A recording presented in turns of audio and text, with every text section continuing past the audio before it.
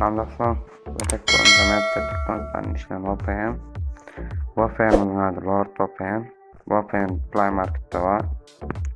Play Market'a girip Play Market'ın gözlemlerini Lord VPN'e tıklayın.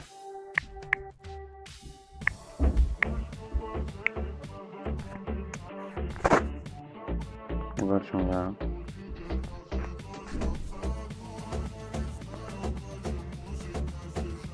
Girelim dostlar.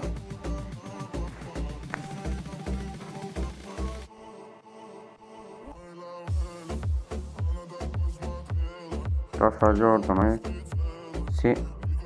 Sydney yurtta işler.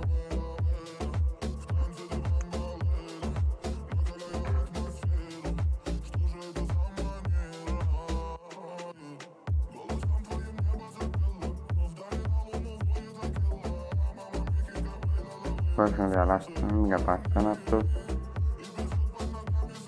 Soğuyur kurulun.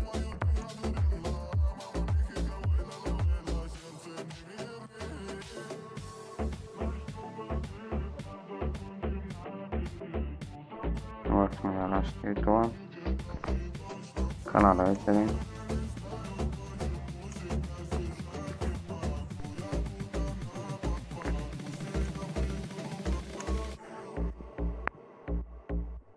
Dostlar kanala like atıp zaten etmeni çıkarmak.